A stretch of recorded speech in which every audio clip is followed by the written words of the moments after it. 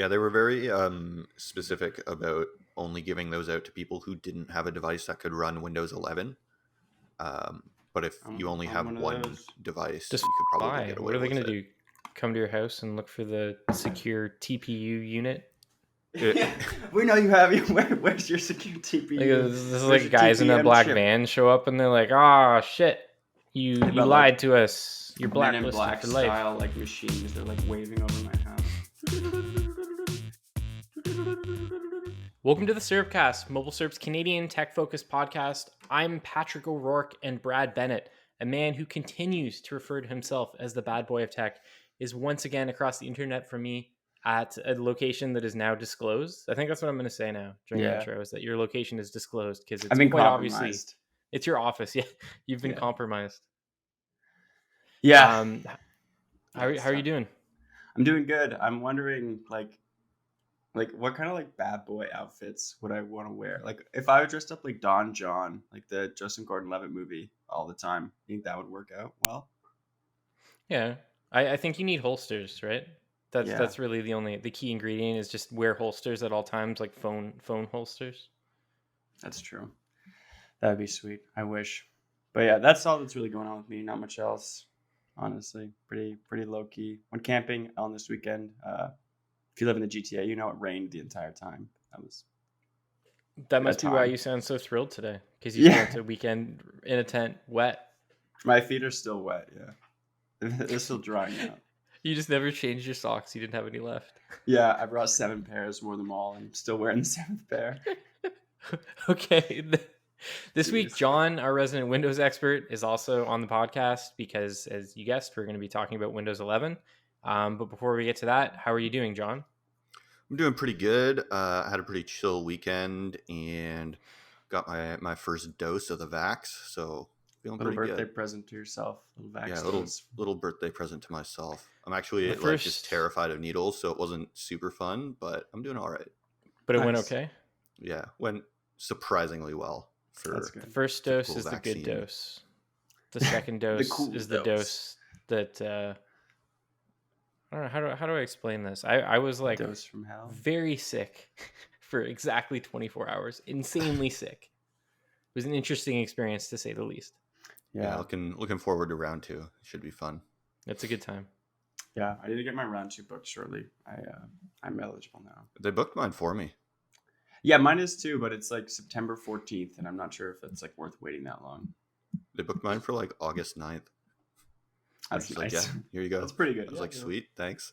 If you follow that Vax Hunters account, Bennett, like you live in the city, there's all kinds of pop-ups all over the place all the time. Yeah, like, I'm sure you could, if you followed it for like a day relatively closely, I'm sure you could get one. It's more just about, and I know this sounds absolutely terrible, but after I've got the first one, I'm just so much more relaxed now. It's more just like the effort of, gotta leave work, freaking bike somewhere, get a needle, bike back, or drive, maybe go after work, cut my free time in half. And like, I know that these are all terrible excuses. And, like, I need to do it. The least amount of effort to protect yourself. I know. That's what I mean. Like, it's bad because I got the first one. I was like, I gotta get it, working hard, get the first day, get the booking, and then I got it. And I was like, I'm chill. I'm not chill. If anyone's listening to this and be like, oh, he's chill, maybe I'll do that. Don't do that. Don't do as I do, because I will get my second dose hopefully this week or next. I think would probably be the plan, but I haven't been just like very on top of it as I should be. Get on top of it. Get directly on top of it. Get in it. Bathtub. Okay, so we're not talking about vaccines for the rest of the podcast, thankfully, because that's depressing and not very exciting. We are talking about Windows 11. But before we get into this is basically the big Windows 11 show. Like, I'm very open about this. I'm 100% a Mac OS guy now. I have a Windows gaming computer that's 5+ years old. Very sad that I'm likely not going to be able to use Windows 11 unless I upgrade it significantly. But this is going to be like me sitting here asking Bennett and John several questions about Windows 11, because beyond the writing that they've done for MobileSyrup, I don't know a ton about it. It's very much out of my wheelhouse. Pat's before we get to that, that'd be great if I still used Windows XP. I feel like everything in the world does. like those all medical McDonald's equipment, kiosks, medical equipment. Yeah, exactly. Pretty banks. The Evergreen operating system from Microsoft. Yeah. But Bennett, talk about the hottest news of the week, and then we'll get into fun Windows time.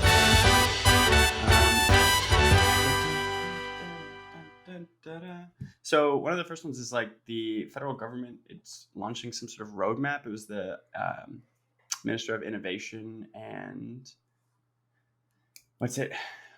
former Minister of Innovation. It used to be Navdeep Bains. Now it's Francois Philippe Champagne, the Minister of Innovation. And basically the roadmap is to more or less, I guess, figure out how to deal with data in Canada. How to govern it, how to secure it, how to deal with it ethically, which I think is something that doesn't come up a lot in like the regular tech sphere because this is very like high level, almost like B2B level stuff. But even though it still impacts us all because we all generate a lot of data and it has to go somewhere. We don't want it to go to bad people or companies that are going to sell it. Probably still will anyway, but the federal government's looking into it. I mean, I think my biggest experience with something like this, the best example of why this is important would be when Sidewalk Labs was happening, which is that like future smart city coming to Toronto. Google is building a city. Yes, correct. Google is building a city within a city, and then it's decided not to because of all the regulations, part of it being something like this. But I know a big deal about that, and a part of the reason that was getting halted so much was everyone was worried that this smart city was going to generate a ton of data, data from cameras, driving data, parking data, data of you walking in the street, data of you in your home, because everything potentially will be connected. And I think that's still the worry of just regular cities in the future, So the data that we generate now, there's a lot of it. In the future, we'll be generating more data. And as we generate more data, people get worried about it going to, Google or other offshore or outside of Canada companies, as opposed to staying within our borders, letting our governments like govern that data and stuff like that. So I guess that's kind of a important one. It's a bit of a denser topic, but I do think it will have like wide-reaching repercussions. And perhaps if Canada like is able to come up with a really good system for this, it could be like adopted by other countries, because I think this is pretty cutting edge government regulation type stuff, or cutting edge for government regulations, maybe, if that makes more sense. Any thoughts on that? Yeah, I have no thoughts, just vibes. Just vibes. Yeah, I guess other news is like Apple's redesigned MacBooks still might come out this year, and I'm just gonna like throw this in. Apparently, the Pixel 5a, so two heavily, but not rumored... in Canada. Oh, you don't think that's going to come to Canada? That's big disclaimer on that Pixel 5a news. Confirmed to not be coming to Canada, but it will release in regions. Where is it coming out? Do you know, John? So when Google confirmed to me that it wasn't coming to Canada, I don't know, it was back in like March or April or maybe May. I don't know. Time just blurs together. It happened at some point, Google confirmed to me that it wasn't coming to Canada and that it was only coming to the US and Japan.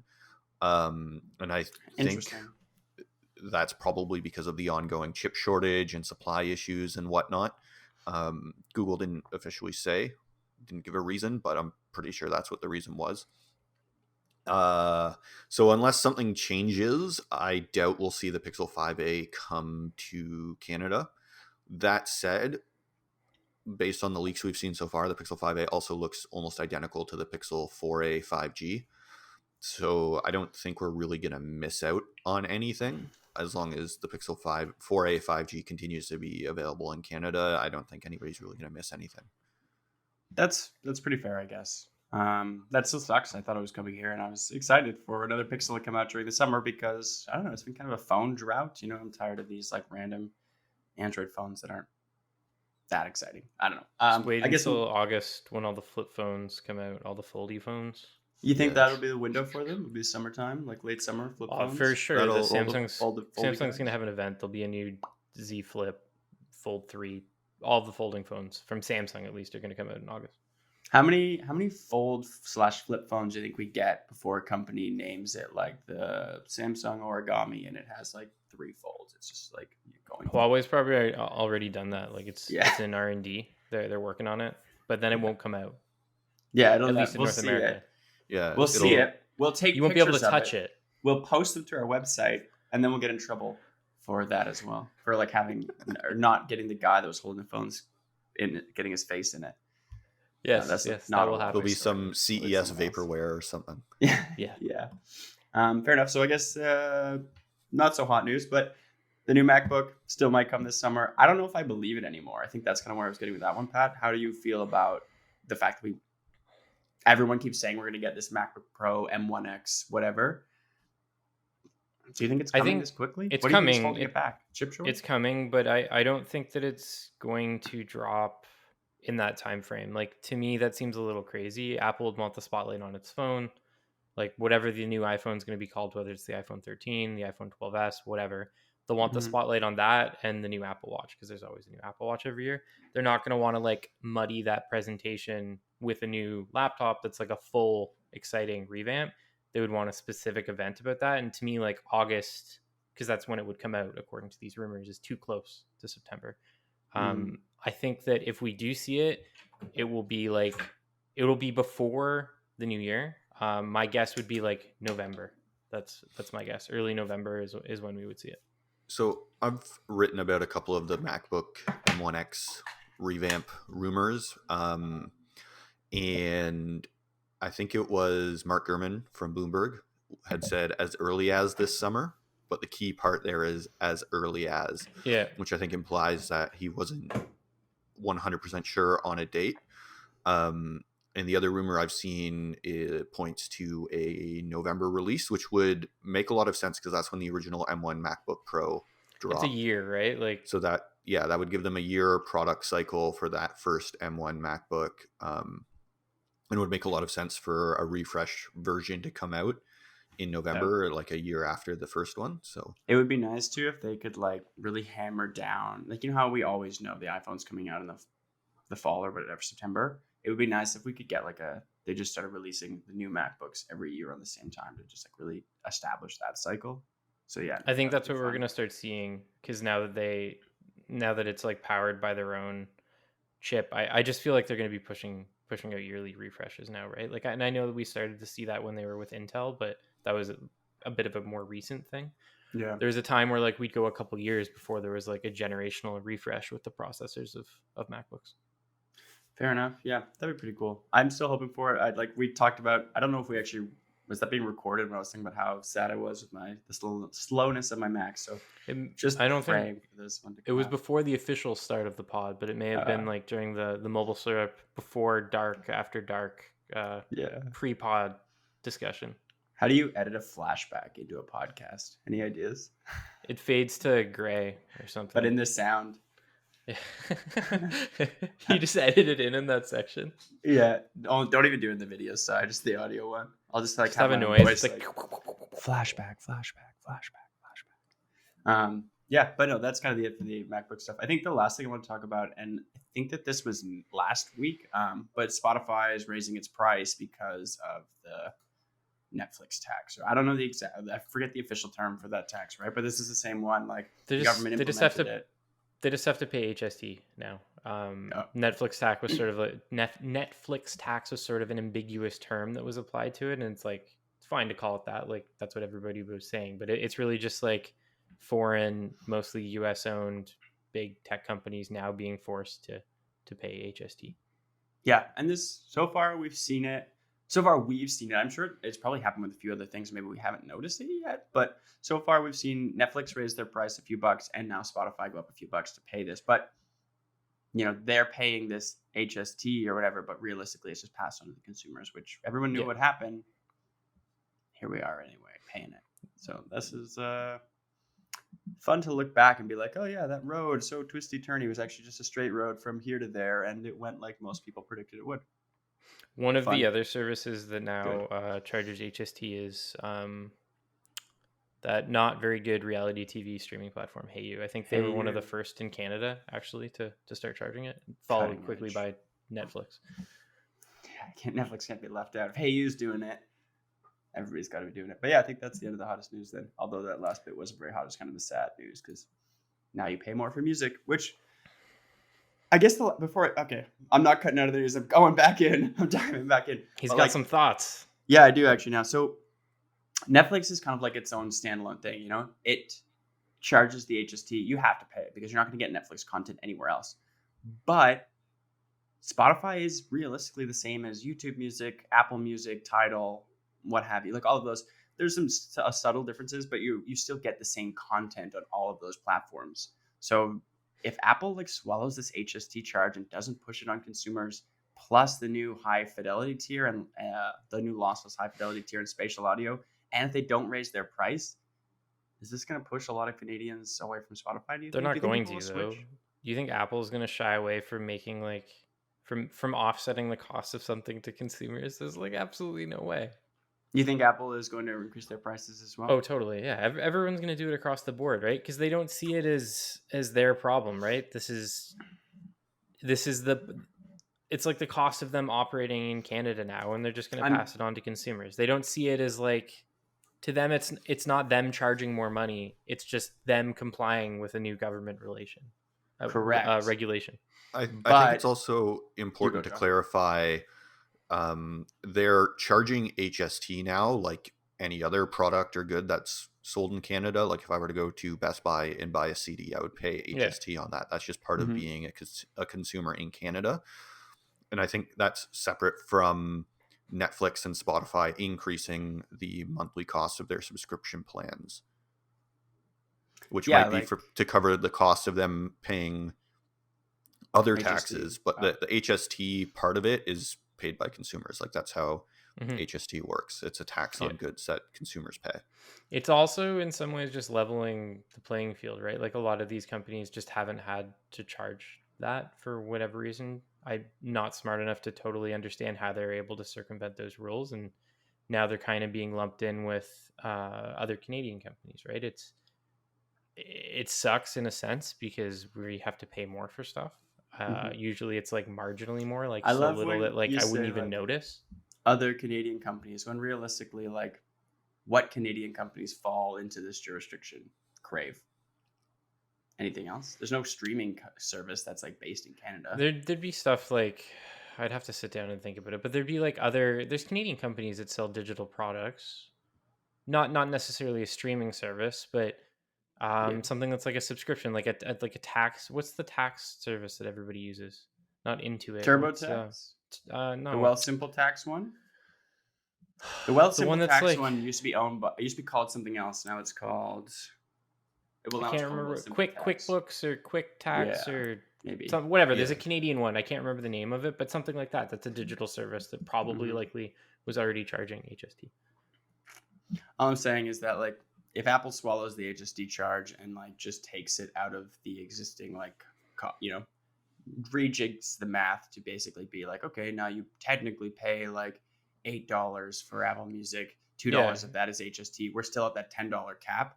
That keeps them below Spotify, and like everyone is behind Spotify essentially in the market right now. Like Spotify has 3 times the amount of subscribers as any other music streaming service, if not more. So I think like any advantage you can get, hence swallowing this HST charge for a few years and not passing it on to consumers if you can. Although what John said now makes me wonder if that's even legal. Could be like a pretty good like marketing buy for Apple and Amazon and the other streaming. It would be cool. I just trying to get ahead of it. Spotify. I just don't think they'll do it. It would be neat though. That's fair. I don't know. Apple might, because like you also wouldn't expect them to give away lossless for free, but they did because they know they need to drive up customers into Apple Music and they have to start pushing it. But yeah, okay. I'll hop back out, pull the ripcord, get me out of the hottest news. Let's talk about Windows 11. You guys heard of it? Yeah, I've heard a little bit about it. Don't understand a lot about it. I thought that Windows 10 was the last Windows operating system ever. That was my understanding, right? And where's Windows 9? Microsoft did say that. I guess just to start, like John, set the stage for us. Why does this exist? Why did Microsoft lie to me yet again? And where is Windows 9? That's the operating system I truly want. Well, Windows 9 doesn't exist because 789. So let's sit with that one for a little bit. Yeah, I get it. That's true. Like in all seriousness, the Windows number, like Windows 7, Windows 8, Windows 9, really just comes down to marketing and branding. It doesn't actually connect to the version numbers of Windows at all. So it's just marketing. I don't know why they skipped Windows 9, but they did. But probably an unlucky number or something. Maybe. I don't know. I don't know what the reasoning behind it was. They should have just done Windows 1 like they try to do with the Xbox. Windows Technically, there was already a failed. Windows 1. So Yeah, but spell it. What was this Windows time. 1? Oh, just like the ONE. original Windows. yeah, I don't Yeah. know. They should have called it Windows 3.2. Yeah, Windows 98, the 2. re-release, reboot. Windows 21. Windows ME Windows 2. 21. Windows 21 would have worked, and then next year would have been Windows 22, Windows 23. Yeah. Um, As for why Windows 11 exists, I don't really have an answer. I don't think that Microsoft has yet to justify the switch from 10 to 11, and that's kind of the big issue, or the big thing with Windows 11 at the moment is, with Windows 10, Microsoft said, okay, Windows 10 is going to be the future. We're going to treat Windows as a service. We're just going to constantly update this version. There's not going to be another Windows. And I did a whole bunch of different media stuff with Microsoft leading up to the event to kind of prepare and wrap my mind around what was going on. And throughout all of that, even though the question was asked, I don't think they ever really gave a good explanation for making the jump to Windows 11. And in my own experience, like I've only played around with Windows 11 for about 20 minutes because I finished installing the preview build before we started this pod, but it looks and feels a lot like Windows 10 with a facelift. So for me, at least, I feel like Microsoft hasn't yet justified the need to go from Windows 10 to Windows 11. All that being said, I think as we progress through the preview period and as I put in more changes and as I finalize the Windows 11 build, I'm hoping that they put in some stuff that really kind of justifies the version number jump and going, okay, we're moving from Windows 10 and we're going to Windows 11, and it's actually a big thing, and there's good reasons for the change and stuff like that, and it's going to be more than just a facelift and maybe some integrating teams and features like that, because like that stuff is cool, but I don't see why they couldn't have just done that with Windows 10. That's what I was going to ask you next, was like, again, like I'm far from a Windows expert, but just based on the reporting that both of you have done on the site, to me this felt more like not like not something that warrants like a number. Do you know what I mean? Like maybe some sort of significant package update to Windows 10 or something, but not like an entirely new OS. And obviously, Bennett, you disagree. I'm going to ask you next about the design, because I think that's where the most interesting things lay, at least from what I've seen. I'm with you on that one. Is there anything, like, what do you think of the design? First of all, you're like sort of the design guy at MobileSyrup, but also was there anything that caught your eye, like anything that you really liked? To me, it looks a lot like Mac OS or Chrome OS, especially with like the icons in the middle, which I like. I think that's cool as a Mac OS guy. But was there anything that you are really excited about in terms of the look? Because that seems to be the most significant change to the operating system. I just think I guess just before I go too far into like what I like, I just want to say, like, I think it is worth the numbered upgrade just because of the new look. I think, it would be weird if you're like, I'm a Windows 10 and then my friend is also on Windows 10, but they both look significantly different. I think that would just be a bit odd. So I'm okay with the number, because if we're getting a big refresh and they want to like frame it as a big marketing thing, like Windows is back, baby. Okay. It's Windows 11. I'm okay with that. But in terms of the actual features that have been added, I do see where you guys are coming from with like, it's a little lackluster in terms of actual features to be a whole new jump in number. But I think like, Android apps and possibly some of the stuff working on behind the scenes, especially in the gaming side of things, pretty cool. But yeah, from the design point of view, I think the frosted glass aesthetic I love. I've loved it ever since Apple like dropped it on the iPhone. I've loved it ever since Ardeo used it back in like 2013. So I wanted to ask you about the frosted glass specifically. Wasn't that something we saw before in a Windows OS, like Vista or something like that? Vista. N7 even a little? There was one that had it, and it was like super resource intensive or something like that. I may be just like making stuff up, but I remember something very specific. I think you're thinking of Vista, which was less a frosted glass and more of just a glass. Yeah. Okay. Like it was a little more transparent, I think. Yeah. And I do remember it being like a lot of people had issues with Vista, and performance issues were part of that. But I think part of that was jumping from Windows XP, which basically could run on anything, to Vista, Runs the and world. Microsoft was kind of like, yeah, you can upgrade, and people upgraded on hardware that was definitely not capable of running Vista, Which and might then happen had with 11, problems, to be honest. which, we'll get into it more later, talking about CPU requirements and some of the other Windows 11 requirements that have upset people. But that might be kind of a similar parallel with Windows 10 to Windows 11, because there's all this design stuff and all these new animations and frosted glass and all this stuff. That might be part of why Microsoft is being kind of Tight, more with strict, with what hardware can run Windows 11, just to make sure that there's a good experience for end users. That said, some of the CPU requirements just don't make any sense to me, but we'll get into all that part later. Bennett, before we move on, what was, like, just back to the original question, was there anything design wise that really stood out to you? So I like the bottom taskbar. I like the theming options a lot. I'm really excited to play with those. I think, we talked about Android 12, and one of my favorite things was that, like, Android 12 sort of adopts the colors of your wallpaper. Yeah, it's really cool. Like that. And it seems like, I don't think Windows is going to like automatically adopt the colors of your wallpaper, but I think with all this like frosted glass aesthetic, you sort of see some of the colors shine through that frosted glass thing, and it'll look pretty cool, I'm hoping, in terms of like the design. And then the other thing is, I just really love the new start menu. I think I'm gonna go down a little bit of a rabbit hole, but so what's different about it? Explain it. It's in the center and it looks modern now. So I've hated the start menu for years. Like on Windows, you click it, it's in the bottom left, it opens up, it's like this list. So you have all like the tiles, section, right? Yeah, just like those tiles. Yeah, live tiles, even though most of them aren't really alive. Are those gone now? They're gone in Windows 11. Windows 11 killed the live tiles, and a surprising amount of people are upset about it, considering how many people hated live tiles. Yeah, so I hate them.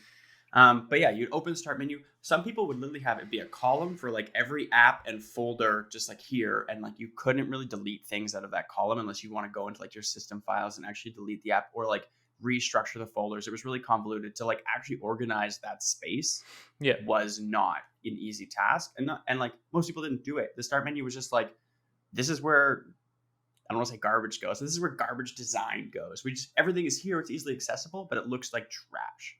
And I think you could kind of get it to an extent to look a little better, but like realistically, like you're scrolling through, there's like a folder that just says AMD. You're like, what is that? You click on it, there's like a bunch of program files that you'll never use in there, but it has to be in the start menu anyway. For some reason, I don't know why, drives me nuts.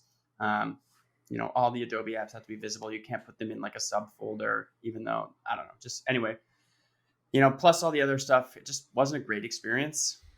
I think this new one looks a lot cleaner. I like the fact that it's just like a grid of apps like you would see on your phone or in Chrome OS or even on Mac OS to be like a smaller scale. But within the start menu, I think that'll look a lot cleaner. And I think it'll force people to organize their computers, systems, their start menu a little more. Plus the recent document section on the bottom half of that, I really like. And to be honest, I'm kind of hoping we can like pin things there, because like I would love to pin like something like the MobileSyrup watermark there, so I could literally just open my start menu, drag it onto a photo like really quickly, as opposed to having to search it every time. To jump in here, I do agree with you. I've got the start menu open on my Windows 11 preview laptop here, and it is really nice. It's kind of split into two zones. The top zone is apps, and it's titled pinned, so I guess that you can pin your apps there and like kind of customize that section, but it's literally just a grid of app icons. And then below it is a recommended section, which shows things like my recent documents. There's a get started icon to like kind of familiarize me with some of the Windows 11 stuff.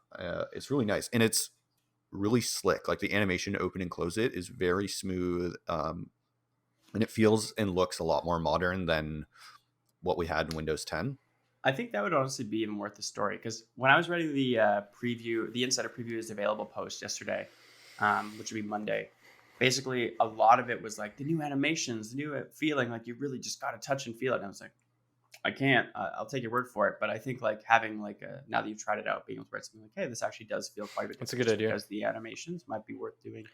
So if Sorry, Guys, that's continue. one last question. Yeah. We're still in the start menu. If you hit the Windows key, does the start menu open for like search, or is there a dedicated like search bar? I've been kind of wondering that.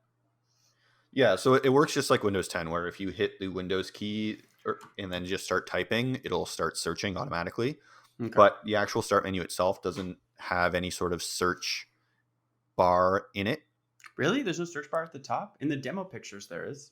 No, well, at least on mine, that could change in a future build, but there's no Very search bar. interesting. There is a search button in the taskbar. So if I click that, I Okay. get something that looks very similar to the start menu, but with a big search bar and like a list of Okay. my top apps and recent stuff that I've accessed and stuff like that. So Okay. Yeah, I was just wondering because like they'd taken the Windows Snap feature from Power Toys, and I was wondering like if they took the search bar from that as well. But it seems like the answer is no. So move us along, Pat. That's all I If need you had to know. pick out like a specific feature, Bennett, like I know you haven't gone hands on with it yet. You plan to eventually, John. I know you've only played around with it a bit, but based on like what you've seen, what are you most excited to try and then like have permanently part of the operating system once like the full release comes out? So for me, aside from the design, there's two main things that I'm really looking forward to. The first is performance, because Microsoft talked a bit about improving performance and energy usage and stuff like that. So I'm hoping that translates to a much smoother, more consistent feel when using Windows, and also something that just works a lot better on laptops. And I say that because like I use Windows primarily on a desktop, and it's fine. I don't have any issues with Windows on desktop. It works really well for what I use it for. But I find Windows laptops tend to have issues with battery life, or if you go with some of those more power efficient but lower power chips, Windows just feels sluggish and not as great. So I'm hoping that Windows 11 fixes a lot of that stuff, while also like modernizing the look of the operating system. So performance is one thing I'm really excited about. The other big thing is productivity, and mainly what I mean by that is the new window snapping layout tools. Woo. Those look really, really cool. And in the short time that I've played with Windows 11, they do look neat. I wonder if they'll add, if they haven't already, I haven't looked. But I custom wonder if there option? will be like keyboard shortcuts for moving the windows around as well. But yeah, it's really nice to have that little picker hidden in the maximize button. You just hover your mouse over that and select where you want the window to go, and it goes there. Really, Yeah, I think smooth and that's simple. super smart. Bennett, what about you? So yeah, the snap picker thing. It's not something that I use too much, like because I use there's sort of a version of that in Power Toys, and I've set it up, but I haven't like because it wasn't ultra convenient. I didn't find myself like using it very often. Is that part of the workspaces stuff they talked about? No. I Yeah, don't. Yes, I maybe. think it ties into that. I remember they talked about how Windows will save and remember your Yeah, that was like layouts. I thought that was really cool. So I was just curious. That was actually my next thing. Yeah. Okay. It's just like, so the snapping, because I snap two windows side by side all the time. So just the ability to snap two windows side by side, and maybe get like a 3 grid on my other one. Excited about that. The next one, yeah, the desktop memory feature. The fact that I'm interested to see how that works, and if it like takes a lot of resources to be keeping these sort of virtual desktop spaces alive. But I'm excited about like having, desktop for work and desktop for play. I think that's kind of a smart distinction. It should be a way to like, especially with like working from home, helping switch things up a little bit. I would love that on Mac OS. Like that would be a game changer. Yeah. And then the last thing is just like gaming related, but the direct storage technology that came from the Xbox Series S and X. I literally I've been building my PC since the pandemic began, with that feature in mind. Like I was like, okay, cool. like, Look at you, Mr. Forward thinking. I know. When that happened, I was like, I called it. I'm so happy. But yeah, basically I made sure that my motherboard was like PCI Gen 4 compatible. My graphics card is Gen 4. And like, I also have PCI Gen 4, like SSD, which is like I believe the 3 pieces that you need to make that happen. Although we needed the software. So that's coming. And I'm sure someone in the comments will tell you you're wrong. Yeah, probably. You also need a TPM 2.0 chip.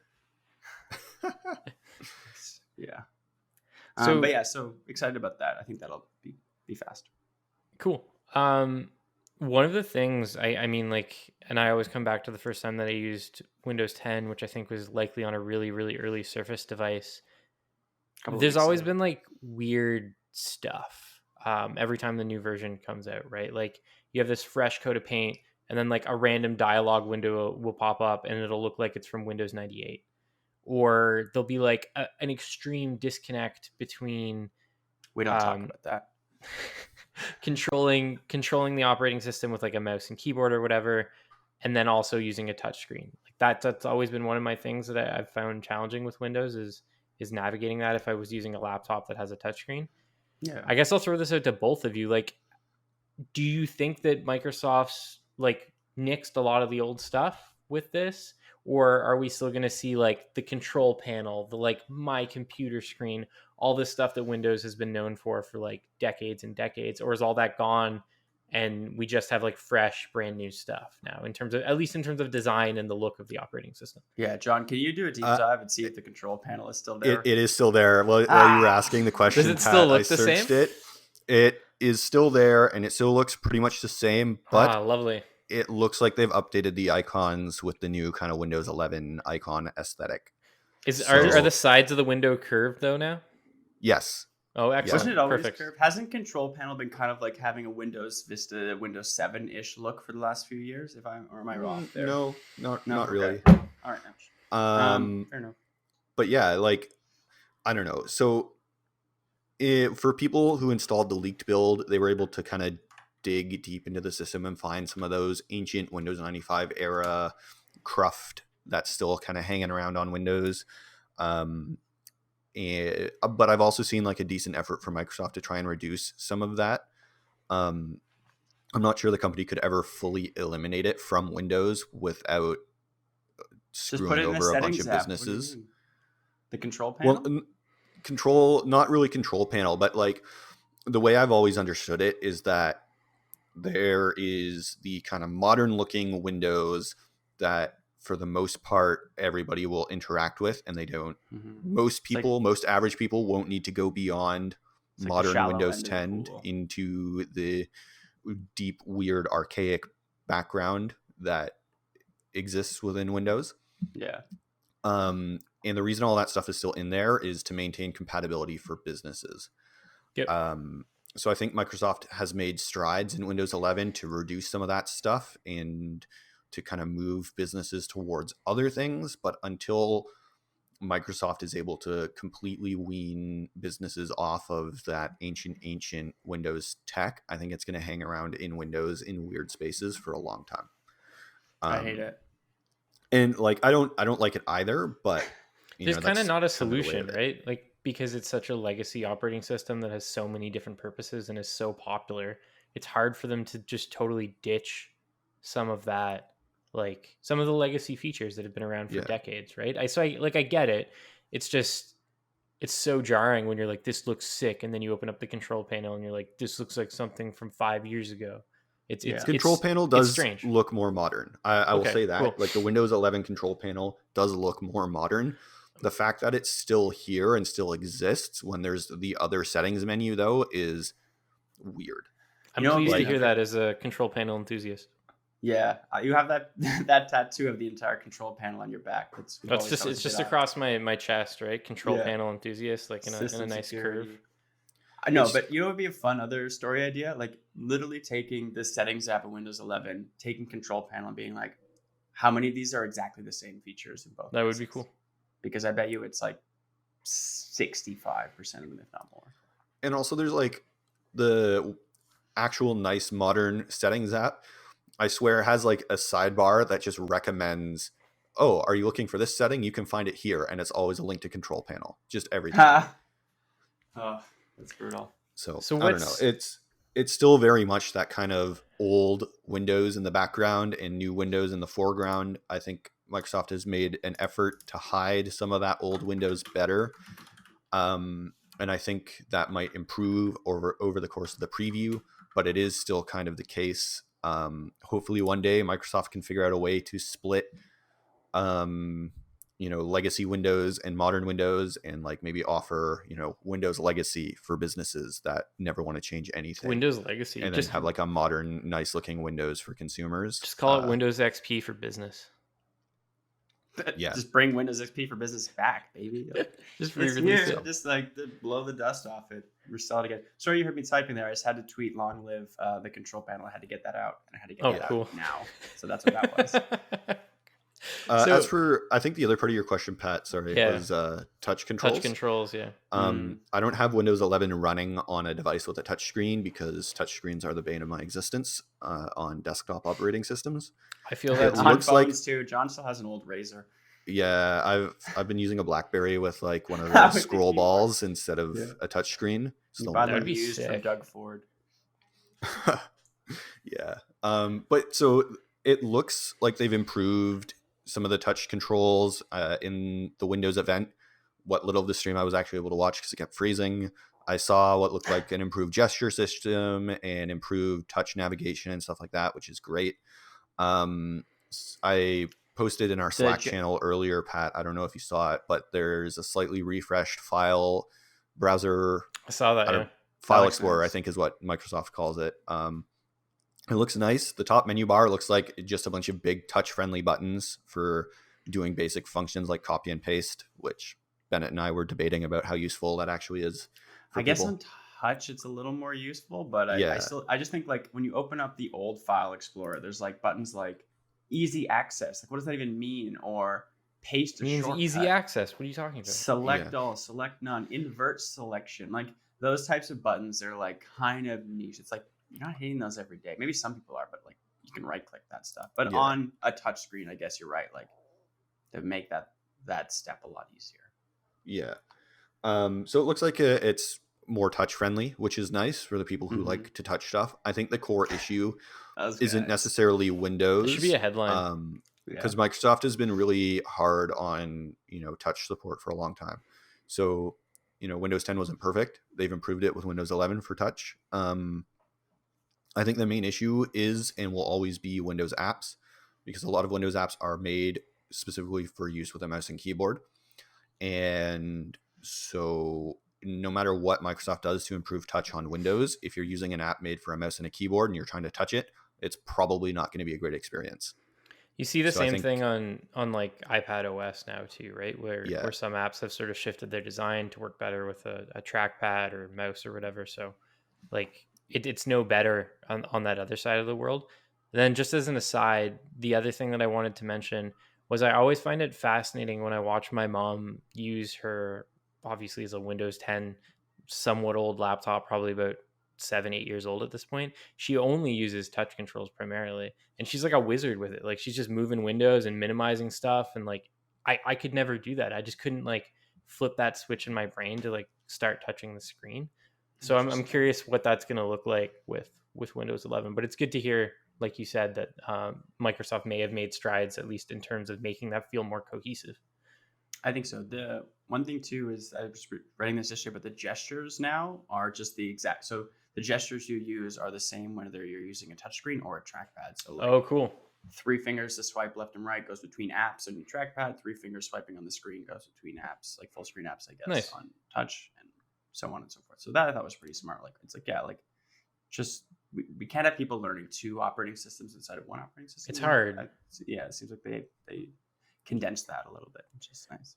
So to wrap this up, the biggest thing in like, I guess in terms of controversy surrounding Windows 11 is, I don't even know how to describe it because it's super technical. This TPM situation where some older Windows devices won't be able to run it despite meeting certain system requirements. I don't understand it at all. I've read your very, very good explainer, John. So like I kind of get it, but do you want to break it down for the listeners? And just like, it's not something that I think I've ever encountered before with an operating system update, at least in the last few years.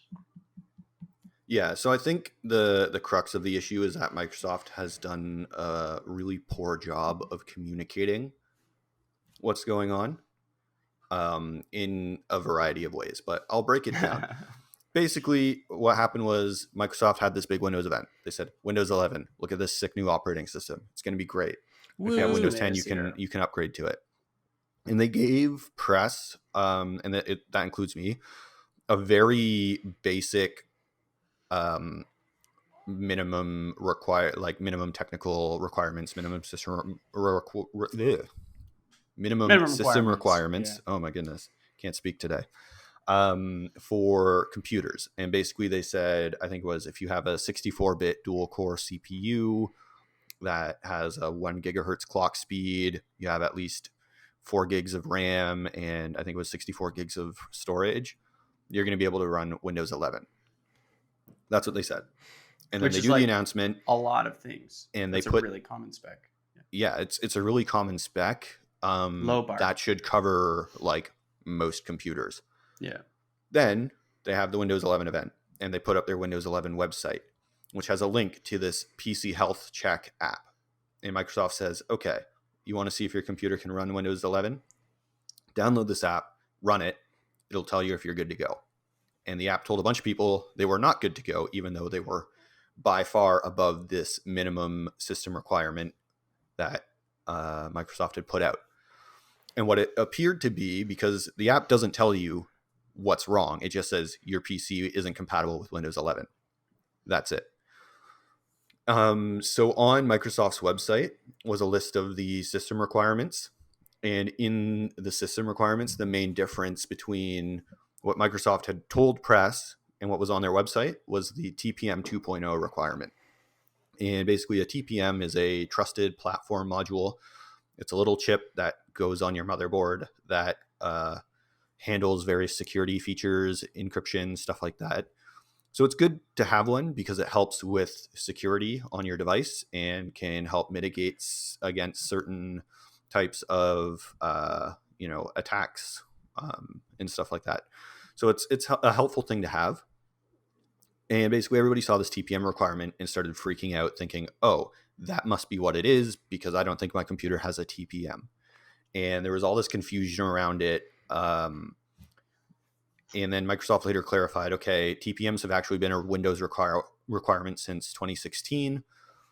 And the problem was that the requirement was for manufacturers. So manufacturers who are making, a laptop or a pre-built desktop had to include a TPM, but there wasn't necessarily a requirement that it was enabled.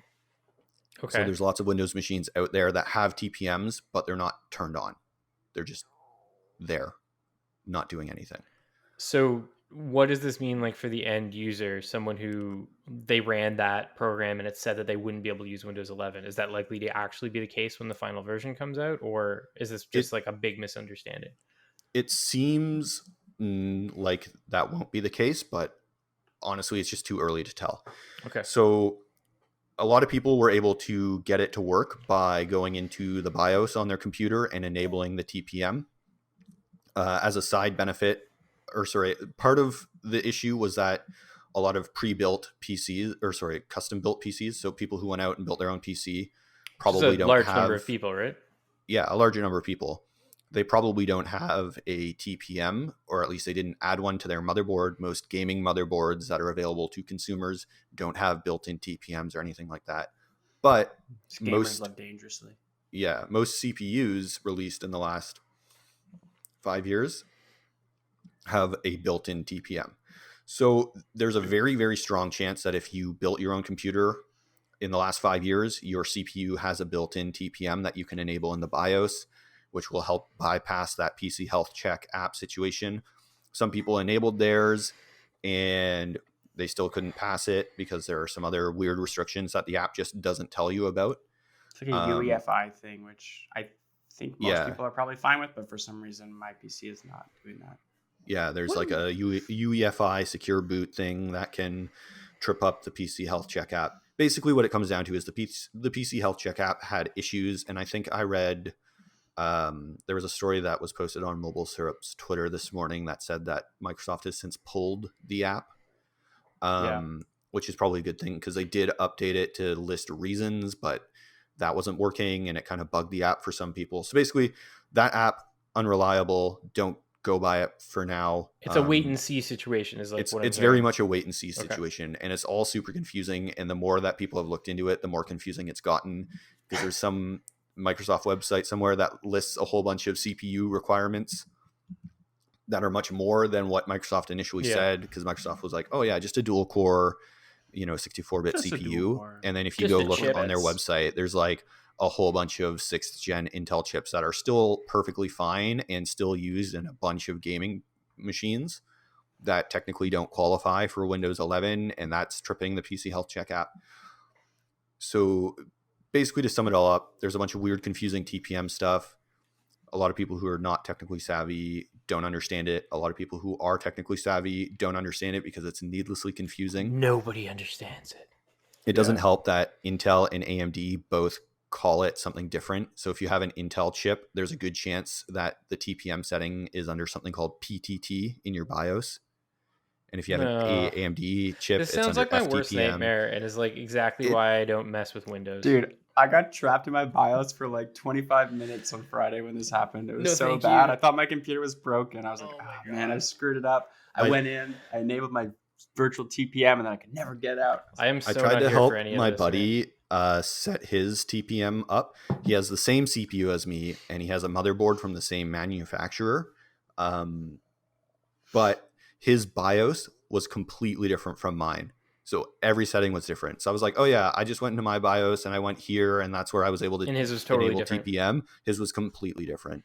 All the hardware was labeled different stuff. Like, it was completely different. And I'm like, this doesn't make any sense. We have the same CPU and we have a motherboard from the same manufacturer. There should be at least a little bit of consistency. But you would think, especially within like motherboard manufacturers, because I know when I switched from an MSI motherboard to an Asus one, a lot of stuff changed, but between the same manufacturers, that's weird. This is a fun one. Windows 11, everyone can have it. I think you know how to go into the BIOS and enable a bunch of settings that may or may not break your computer, and you won't know because the BIOS is really hard to understand and comprehend. To me, it sounds like it's going to work itself out eventually, right? Like, I know we're still a few months out from the final release. That's correct, right, John? Yeah. October 20th is the rumored. The rumor is October. The rumored date? Okay.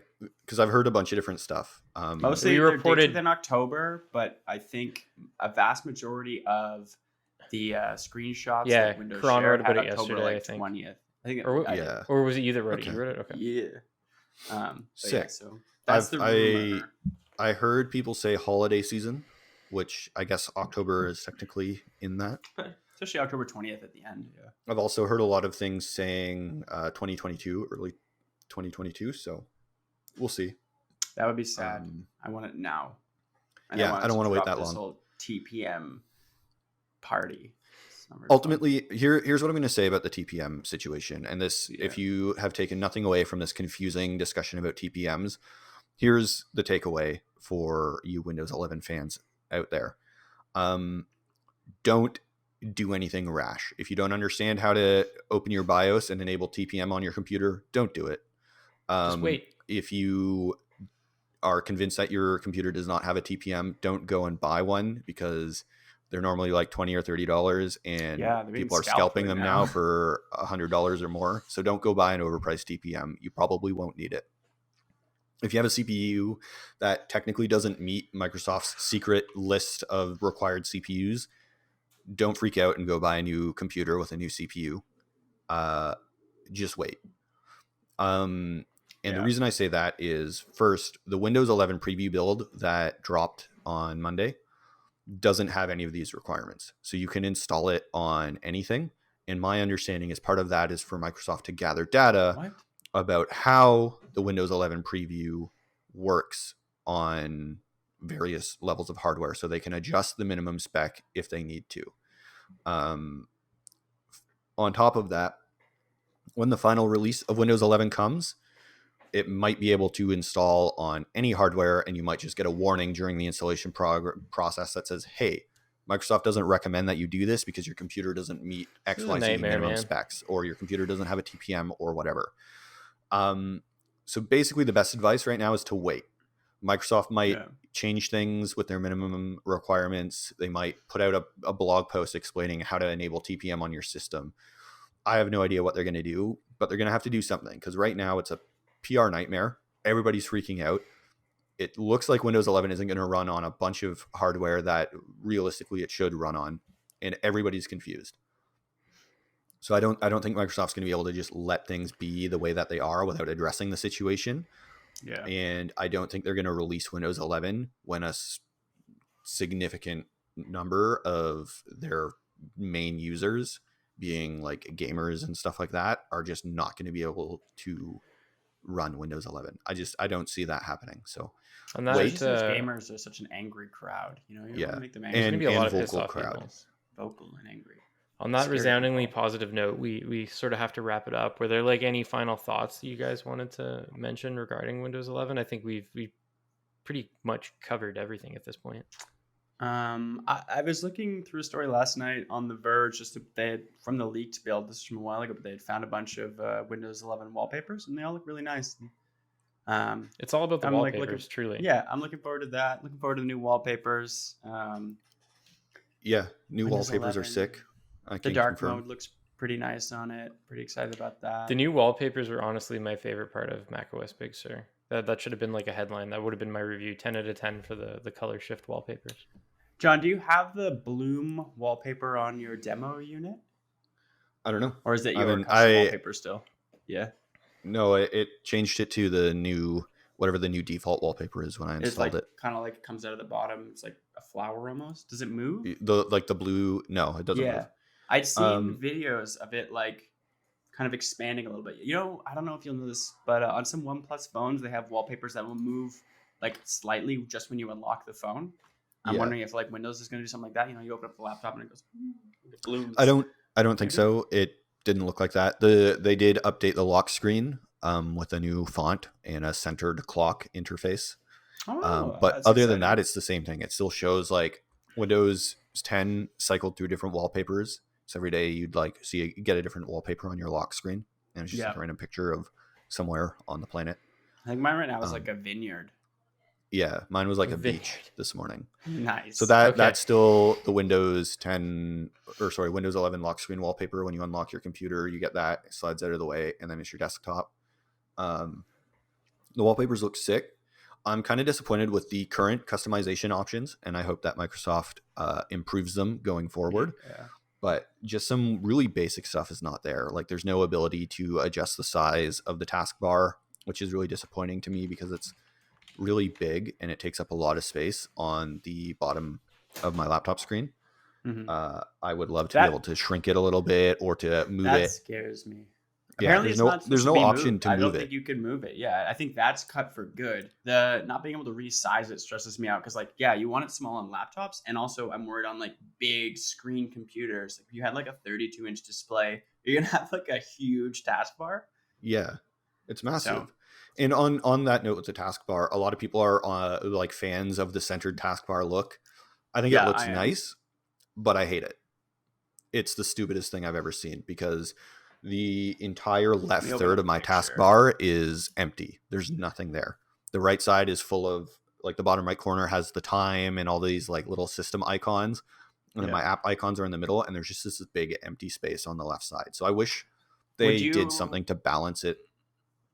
Would you have rather they kind of went the Mac route and left like, so on Mac it's like the dock in the center and then nothing on the sides, really? Like it's just blank, empty? Would you rather that maybe? Yeah, I would rather that. The left-hand side, looking at this picture now, looks really empty, and trying to think what they could put over there. That's my favorite. I don't think it would. Maybe a little button to open the widget panel might fill it up a little bit. Just a little widget button down there. Yeah, it's almost like if the start menu, the search button and the widgets button were all on the left side. That would help balance it, but then that would look weird. That's how mine is right now. So I have Windows 10, but I'm using this app called Taskbar X. And yeah, right now, basically, I've got like, the weather widget thing, volume, calendar, notifications all sort of jammed into the right side. And then the left side is just the start menu. And I actually got rid of the search because I just use a keyboard shortcut to open it, but I also have the timeline feature, which I think they got rid of in Windows 11, probably for the best. And then, all my icons. Yeah, they did get rid of timeline, which I have enabled, but I never really used. Same. I used it the other day when my computer crashed and then came back and opened Timeline to reopen some apps after the crash, but it's like that doesn't really happen that often. So the biggest thing for me with Timeline was when it was a big I don't believe in feature, I time. didn't use Time doesn't exist. Microsoft's default browser. And so unless I used an extension that would bring that browser stuff into Timeline, I just didn't get that. And because that was primarily what I used on my computer was a browser, the Timeline feature just didn't really work for me. It was a really cool idea, but it didn't really work out. Okay. To finish off with the taskbar, you can choose your alignment. So you can have it left aligned instead of center aligned if you want. And it does move the start menu when you open it. So if you have a left aligned taskbar and you open the start menu, it opens on the left side of the screen instead of in the center. So that basically is like if you really hate the new design, you want to go somewhat kind of back to Windows 10, you can in the start task menu. Okay. I guess that'll appease some people. But yeah, 2 quick questions. I think we talked about this in Slack, but I don't know if you were able to answer it before we started. Is the right click menu look more like the modern right click menu in Edge now, or is it just kind of the same, like basic, simple menu? Does it have rounded corners? So, I have a lot of questions about the right click menu. Yeah, so the right click menu currently is basically the same as Windows 10, but with rounded corners. Okay. But it also appears to be app specific. So when I right click on the desktop or the taskbar or any other Windows 11 element, it's rounded corners.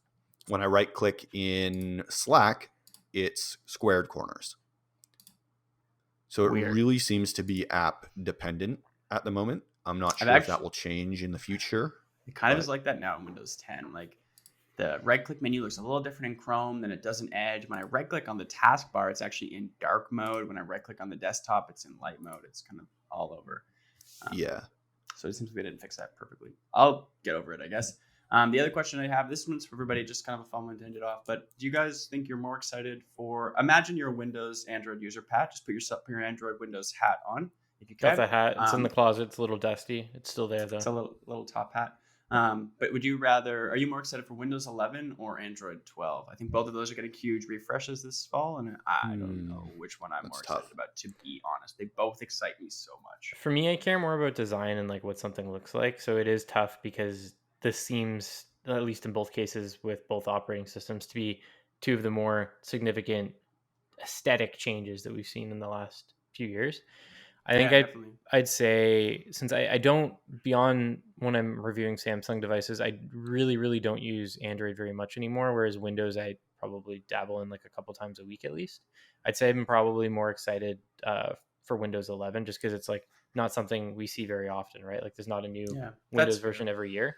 And it seemed cool. Like the design seemed really neat. For me, it's like a happy medium between what I liked about Chrome OS, what I like about Windows, and what I like about Mac OS. I want to play around with it and use it, obviously. But yeah, I'd say for sure Windows 11 is what I'm most excited for. Right, John? I would say that I'm more excited for Android 12. Don't get me wrong. There's a lot that I'm excited about in Windows 11. Oh, yeah. No, definitely. But I don't think it's going to significantly change how I use Windows right now. And the reason I say that is like some of the features that I'm most excited about in Windows 11 I have already put into Windows 10 via like external customization. So for example, the snap feature that I'm excited about, I have something very similar enabled through PowerToys on Windows 10. Mm-hmm. So Windows 11 will kind of make it more efficient because I won't have to run PowerToys. It's just built into the OS, but it's not going to significantly change how I use Windows. And, things look nicer, but as with Windows 10, the niceness only goes so far. And if you wander too far off of the modern path that Microsoft has constructed, you will find the horrors of Windows 95 lurking in the background. I wonder if that'll be like that on Android. Android 12 looks nice. Then you open up this thing, and we've got the hollow design from like Android 6 still. So far, running the Android 12 beta, I haven't noticed a lot of old Android stuff hiding. There is some, but not as much as I expected there to be. So okay, that's pretty good. I think to be honest, I think I'm more excited about Windows. It's almost like the opposite approach of what you said, because I have PowerToys and I have Taskbar Extras. I think we should say, like, you're excited about Windows 11, you don't want to download the preview, you could get Taskbar X and Power Toys and get some of the features just for fun if you wanted to change up your Windows and scratch that itch a bit. But I have those features and I love them. So I'm excited for them to be just built in and not have to like worry about them and like re-enable Taskbar X every like 8 times I turn my computer on because it's kind of glitchy. And I'm just excited for all of that to be condensed into this one operating system, hopefully. This is kind of like jaded and maybe like a bit of a bad thing to say, but like part of the reason I always liked Mac OS more than Windows was I just liked how it looked like design wise. And I think this levels that playing field. Yeah, I agree. And I think I think if you like really care about like software aesthetics, which I think is a growing number of people as like people our age grow up, I think it's going to become like a much harder choice between like Windows and Mac OS because Mac OS used to look so clearly much cleaner, and now I think Windows looks very clean as well. So I'm totally on board with that. I think Windows 11 is a very modern, very clean look, and they've updated a lot of stuff. Just in what I've played around with so far, the new, I sent pictures to you guys. There's the new notifications, the new Wi-Fi battery widget thing, the new widget panel. There's a bunch of new stuff that looks really, really nice, which is exciting. And I think it looks a lot better. The one thing I would say on that though is, for me, I've never used Windows out of I think this looks great, so I'm going to use it. I've always used Windows as a kind of necessary tool because I like gaming on my computer. And if you want to game on your computer, you're running Windows. It's that simple. Outside of that, like if I didn't care so much about gaming, or if gaming on Linux was better, I could very easily see myself transitioning to Linux and going with that, because you can really make some nice looking Linux desktops if you spend the time and put in the effort. And yeah, so in like Linux gaming is getting a lot better and it's improving a lot. So, I could totally see a future where I'm not a Windows user and I'm a Linux user, but there's just a couple things. Gaming and Photoshop really would be the big 2 tools that I would miss on Linux. Yeah, but we'll see how it goes and see how things change in the future. We change. Speaking of people changing, I don't want to bring this up too much, but Panos Panay has really changed. He used to be kind of a bad boy, and now he's taken up some yoga or something during the pandemic. He's very chill now. You're very much worried about you, your family. I didn't think your mental health. I didn't think he was that different. I thought it was just like, no, maybe, I guess. I don't know. He used to come up and be like ripping Windows, like, look at this, you can fix this laptop. And this is Windows for the future, for the creators. Okay. Screw you, Apple. And now he's like, hey, I'm Panos Panay, and I've been doing a lot of thinking about myself, and I just really want you guys to know that we're all going to be okay. Windows 11 is going to change all of our lives. And with that, let's get into the games we've been playing since we're a little bit over time. I think you're right though. Maybe Panos has grown as a person and the head of what is he the head of at Microsoft now? Presentations. Presentations. It's everything, like, because he's not the head of Xbox, obviously, because that's Phil Spencer. No. Is he the head of like devices or something like that? Software and devices? The Surface line, maybe? Interesting. Who knows? Okay. I'm going to look it up. He's like the head of Windows and Surface. Head of Windows and Surface, okay. So like, I'm going to find him on LinkedIn. I'm going to link him. Did you find it? You can... Chief Product Officer. Okay, got it. I'm going to try and log in and connect with him. No, I can't because I'm not on Chrome and my stuff's not remembered. That's unfortunate. Chief Product Officer. We'll him and I will connect some other day probably, because we both care so much. Okay. Let's talk about the games we've been playing. So I've been playing Mario Golf Super Rush. I really enjoy it. It's great. It's Mario Golf. It's got a little bit of like RPG mixed in with the golf aspects of the game. Like if you've played a Mario Golf game before, this is kind of returned to the series roots. It does look a little rough around the edges because it's on the Switch, and I think the Switch is starting to show its age in some respects, visually at least. But yeah, I've been playing it quite a bit. I'm near the end of the like adventure mode. It's a good time. It's a little weird to like be playing. Your golfer? Who's my golfer? In adventure mode, you play as your me, but I play as Princess Daisy. That's who I play as in every single game. Like in Mario Tennis on the Switch. I played as Princess Daisy. Yeah. She's I'm down with Princess Daisy. She's good. All right. Cool. Bennett, what have you been playing? Honestly, once again, nothing. This segment is falling apart for me. But I've been watching a lot of Law and Order SVU. Oh, great. Cool stuff. You may have heard of it. Champion of TV, of cable TV for years. Detective Spenson and Stabler. But I was also playing this mobile game called Grand Mountain Adventure. And it's like a snowboarding game. It has like surprising. I mean, it's a bit of like an isometric tilt shift. Yeah, you were talking about it yesterday. But the snow graphics, like as you carve on this mobile game, are actually sick. Like above Xbox 360 level, maybe. Like it looks pretty cool. I'm kind of down with it, and it's just like a fun little mobile game where you're just kind of like going through obstacle courses on this snowboard. But the controls are really tight, and the graphics look surprisingly good. So I think that's the most I've been gaming. So if you're looking for a mobile game, Grand Mountain Adventure, it was free, although I might only have the demo because there are other mountains that you can't play in the free version, I guess. But super cool. I might write about it for like a game of the week if we. I want to try it. Decide to bring that back. I haven't played a snowboarding game in like 10 years or something. Yeah. I was kind of feeling the itch. You ever play that game Lonely Mountain Downhill? Yeah, I've played it before. Yeah, geometric like mountain biking downhill game, and I was kind of like having the itch to play that, but I was just had my phone with me, and then just looking through the app store and I found this, and it's kind of similar. It's not as hard as Lonely Mountain Downhill. I don't know if you guys, like you said, you played it, but I had a really hard time with that game. I like struggled a lot. I played it on Xbox Series X, yeah. I think. Yeah, I think it's in Game Pass. But yeah, I don't know. Mobile game, Grand Mountain Adventure. You like to snowboard. You want to get your mind off of this heat wave. It's just a game about snow. That's all I got for you. Plus Law and Order. Pretty good stuff. You might have never heard about it. Indie TV, really. It's a small show. Only been around a few years. Really got to support it to keep it going. It's new, yeah. It's new. You might have. All right, John, what have you been playing? So I just finished playing Far Cry 5. I have never played a Far Cry game. And, whoa. Really?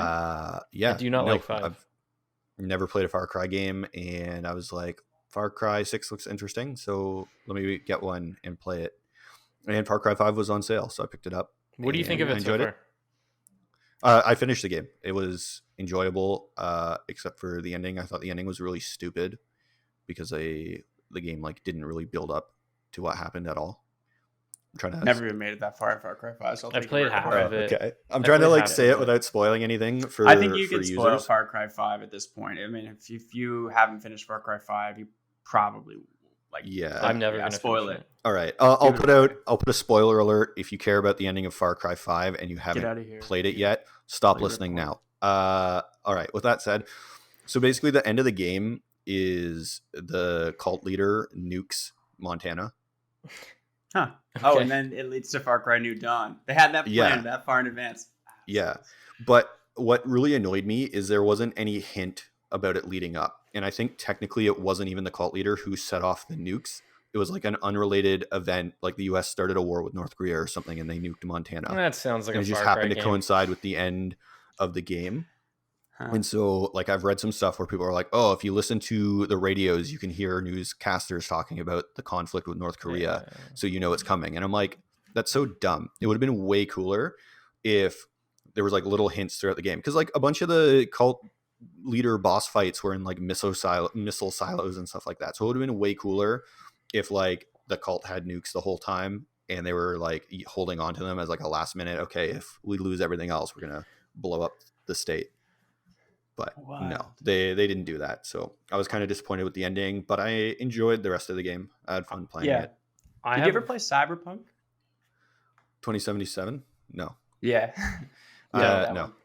It's on my list. I found that game cut and paste of a Far Cry game. I found Cyberpunk to be Far Cry, but in a cyber. So many people mad at you in the comments right now. They're just raging out on that statement. Yeah, no. Cyberpunk is the best game ever. No, but it is first person perspective, mostly gun based. It's got a little bit of story into there, but it's basically Far Cry in a city. I am old, so I've played every Far Cry game pretty extensively. I've beat them all except for 5. I think that with 5, I kind of just got tired of this series. It was the same thing over and over again. It's that Ubisoft open world design where they put way too many things into the experience just to pad it out. I would rather like, I'm hoping that with 6, it's a more like curated, concise. They focus more on like the main story. It doesn't need to be 80 hours, guys. Like, make it like a 20-hour game, 30-hour game. You don't need to put in all these like fetch quests and stuff. Just make all these like multi-level bosses where it's the like 3 mean nothing. Yes. And like Far Cry 2 is one of my favorite games of all time. I really liked 3. I think years ago was like my game of the year. Sick. 4 was more of the same compared to 3, but it was still okay. And then 5 just felt like the same thing again as 3, with like maybe a slightly fresher coat of paint, a plot that I think could have been something much better, but Ubisoft was scared to go political with it, which is an entirely other topic. Yeah, I just wasn't impressed very much with 5. I think my headline was something like, it pushes the series forward while holding it back, which really pissed people off because they were like, how is that possible? There's like cool gameplay innovations, but like there was also a lot of stuff that was the same as the previous games, right? Like, so they tried new stuff, but it also wasn't different enough. Anyways, that's my rant about Far Cry 5. Yeah, there was a ton of stuff that I didn't even touch in the game. Like they like introduced the mechanic, and I'm like, cool. And then I never did it again. Yeah. So but I had fun. I think the part I enjoyed most is just like kind of the sandboxy nature, where it's like, oh, there's like an enemy stronghold here. Let me scout it out and come up with a strategy for taking it over and stuff like that. So like I enjoyed that part of it. So Far Cry, it's a fun one. I remember in Far Cry 4, I just got in the helicopter and unlocked like all the towers at once. That was so sick to be able to do that. But yeah, that's all I got to say about Far Cry. Cool. That's a good place to wrap it up. Thanks for listening to the SyrupCast. You can find me on Twitter at Patrick_O'Rourke, and of course on MobileSyrup.com. Bennett, where can people find you? How about this week? You don't want people to find you? Yeah. What if this week I'm under the radar? Going back to the undisclosed location, it seems. Yeah. No, if you want to follow me, you can find me online pretty much anywhere at the Brad Fad, and on MobileSyrup.com, where I just reviewed a Tamagotchi, and people seem to care about it online, but people don't seem to be reading the article. So that's life. This is a nice picture of you like staring lovingly at the Tamagotchi as well. Yeah, it's my favorite picture of myself ever. I think you should just change it to all of your profiles on the internet. I think I did too. I changed it to my Instagram one, but I haven't changed them all yet. I don't know if I'm going to replace my Slack picture of me as a stock image either. I was just going to say it's a return to your stock image career. It is, but it's actually good. Maybe I can find an iStock overlay just to put on top of it, just to make it seem shittier. And John, where can people find you? You can find me on Twitter at Jon_Lamont. That's JON_LAMONT. Always like to spell it out because my John does not have an H in it. It's the simpler John. Confused about that. Less letters. Yeah. The simpler version of John. Easier, just 3 letters. And as always, you can find all of our content on MobileSyrup.com, and also follow us on Twitter and Instagram at MobileSyrup. Thanks for listening.